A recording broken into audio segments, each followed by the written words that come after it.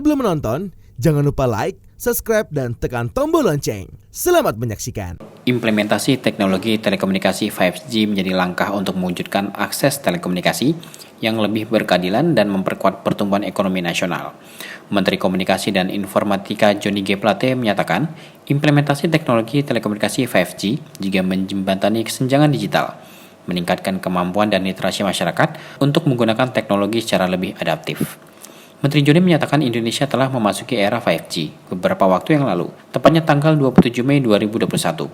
Menurut Menkominfo, pihaknya telah menerbitkan surat keterangan layak operasi atau SKLO kepada PT Indosat Ooredoo Tbk untuk melakukan pengujian di Jakarta Pusat area Monas, yakni Jalan Medan Merdeka Barat dan Jalan Medan Merdeka Selatan. Indonesia telah memasuki era 5G. Beberapa waktu yang lalu, tanggal 27 Mei, kita sama-sama menyaksikan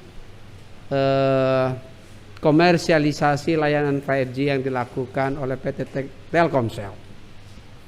Hari ini Indosat juga telah berhasil menjadi operator telekomunikasi berikutnya yang mendapatkan surat keterangan layak operasi atau SKLO untuk komersialisasi layanan 5G. Kementerian Kominfo melalui Direktorat Jenderal Penyelenggaraan Pos dan Informatika Ditjen PPI telah mengeluarkan surat keterangan layak operasi layanan 5G kepada PT Indosat Tbk.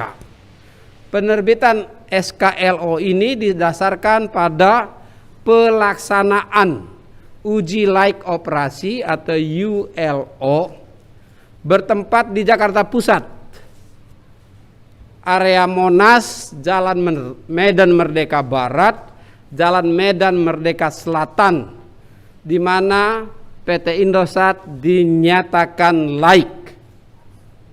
Dengan diterbitkannya SKLO 5G ini menandakan bahwa seluruh sarana dan prasarana untuk penggelaran jaringan 5G yang telah selesai dibangun oleh PT Indosat Tbk secara teknis siap dioperasikan.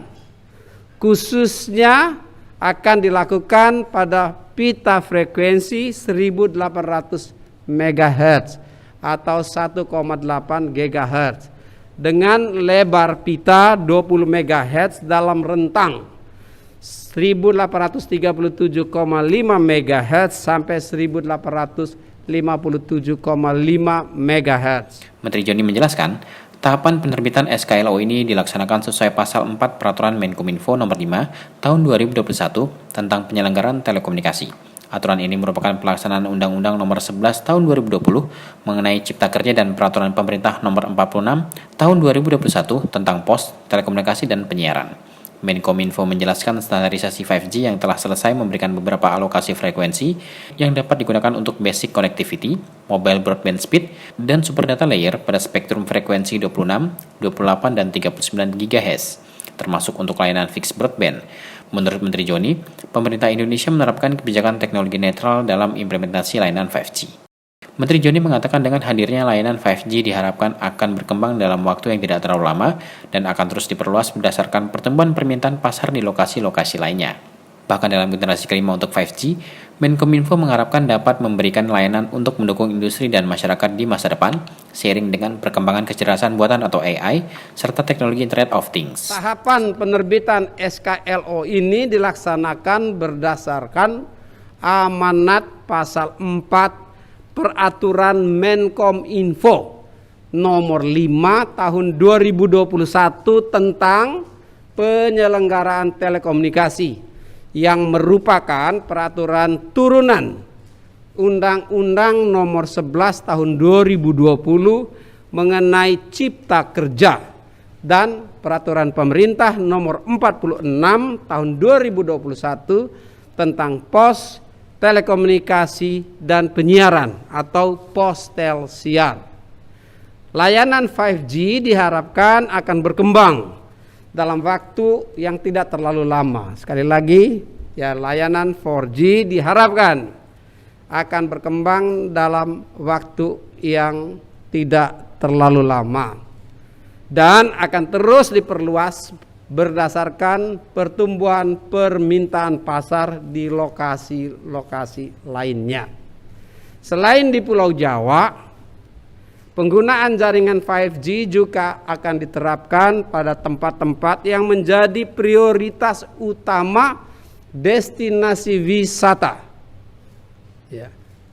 Di antaranya seperti Danau Toba di Sumatera Utara, Borobudur di Jawa Tengah, Mandalika di NTB, Labuan Bajo di NTT, dan Likupang di Sulawesi Utara.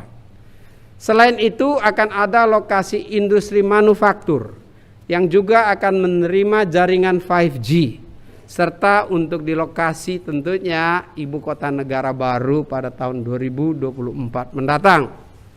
Pada generasi kelima atau 5G diharapkan dapat memberikan layanan untuk mendukung industri dan masyarakat di masa depan seiring dengan perkembangan kecerdasan buatan atau artificial intelligence serta teknologi Internet of Things (IoT).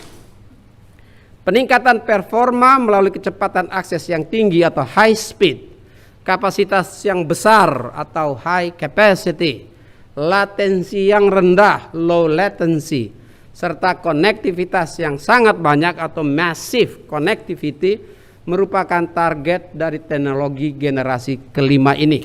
Menteri Joni menyatakan pemerintah Indonesia tetap meletakkan tulang punggung transformasi digital pada penggelaran 4G signal di seluruh wilayah tanah air.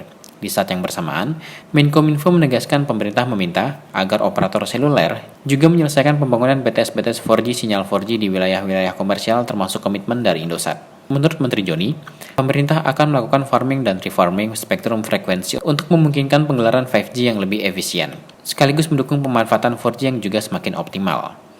CEO Indosat Ooredoo Ahmad Al-Naima memberi apresiasi kepada Kominfo yang telah mendukung dan mengizinkan Indosat Ooredoo yang menggelar layanan 5G secara komersial. CEO Ahmad menyatakan, Indosat Ooredoo berkomitmen untuk senantiasa mendorong percepatan transformasi digital dan menumbuhkan ekonomi digital di Indonesia melalui teknologi terdepan, konektivitas berkecepatan tinggi, dan pengalaman digital terbaik. Menteri Joni didampingi Direktur Jenderal PPI Ahmad Ramli dan Direktur Telekomunikasi Aji Widyasari. Sementara CEO Indosat Ahmad didampingi Direktur and Chief Operating Officer Vikram Shena. Tim Eljon Media melaporkan.